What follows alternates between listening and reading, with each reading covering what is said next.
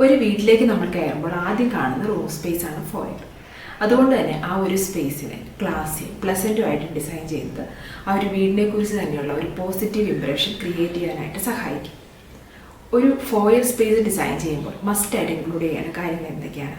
എപ്പോഴും clean and organised ആയിട്ട് keep ചെയ്യേണ്ട ഒരു സ്പേസ് ആണ് ഫോയർ. അതുകൊണ്ട് തന്നെ സ്റ്റോറേജ് സ്പേസ് മസ്റ്റായിട്ട് പ്രൊവൈഡ് ചെയ്യണം. 1-2 പെയേഴ്സ് ഓഫ് ഷൂസ്, അതുപോലെ തന്നെ ലെറ്റേഴ്സ് തുടങ്ങിയവയൊക്കെ സ്റ്റോർ ചെയ്യാനുള്ള ഒരു സ്പേസ് ആണ് നമ്മൾ ഫോയറിൽ നൽകേണ്ടത്. ഇതിനായിട്ട് സ്റ്റോറേജ് ഉള്ള ഒരു കൺസോൾ, അതുപോലെ ക്രെഡൻസ തുടങ്ങിയവയൊക്കെ യൂസ് ചെയ്യാവുന്നതാണ്. ഇരുന്നുകൊണ്ട് ഷൂസ് ഇടുകയും അഴിക്കുകയൊക്കെ ചെയ്യുന്നത് കുറച്ചുകൂടി ഈസി ആയിട്ട് തോന്നാറില്ലേ? ഫോയർ ഏരിയയിൽ ഒരു സീറ്റിംഗ് പ്രൊവൈഡ് ചെയ്യുകയാണെങ്കിൽ ഇത്തരം ആക്ടിവിറ്റീസ് ഇത് കുറച്ചുകൂടി ഈസി ആക്കും. ഇനി ഇത്തരം സീറ്റിങ്ങുകൾക്ക് ഒരു സ്റ്റോറേജ് ഫെസിലിറ്റി കൂടെ കൊടുക്കുകയാണെങ്കിൽ നമുക്ക് ഷൂസൊക്കെ ഈ സ്റ്റോറേജിൽ സൂക്ഷിക്കുകയും ചെയ്യാം.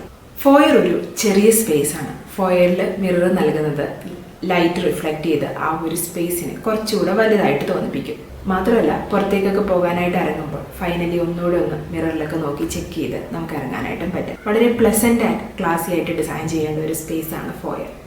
വീട്ടിലേക്ക് വരുന്ന ഒരാളെ വെൽക്കം ചെയ്യുന്ന ഒരു ഫീല് ഫോയറിന് നൽകാൻ കഴിയണം. ഇതിനായിട്ട് ഏറ്റവും അധികം ഹെൽപ്പ് ചെയ്യുന്ന ഒന്നാണ് ലൈറ്റിംഗ്. പ്രോപ്പറായിട്ടുള്ള ഒരു ലൈറ്റിംഗ് ആ ഒരു ഫോയർ സ്പേസിൻ്റെ എസ്തെറ്റിക്സ് വളരെയധികം വർദ്ധിപ്പിക്കാനായിട്ട് ഹെൽപ്പ് ചെയ്യും. ഒരു ഫോയർ സ്പേസിൽ മസ്റ്റായിട്ട് ഇൻക്ലൂഡ് ചെയ്യേണ്ട ഒന്നാണ് ഒരു ഫ്ലോർ മാറ്റ് അല്ലെങ്കിൽ ഒരു എൻട്രി വേ റഗ്. അതായത് വീടിനകത്തോട്ട് കയറുന്ന എക്സസ് ആയിട്ടുള്ള പൊടിയും അഴുക്കും വെള്ളവും ഒക്കെ നമുക്ക് കൺട്രോൾ ചെയ്യാനായിട്ട് ഇത്തരം ഒരു റഗ് അല്ലെങ്കിൽ ഫ്ലോർ മാറ്റ് ഹെൽപ്പ് ചെയ്യും.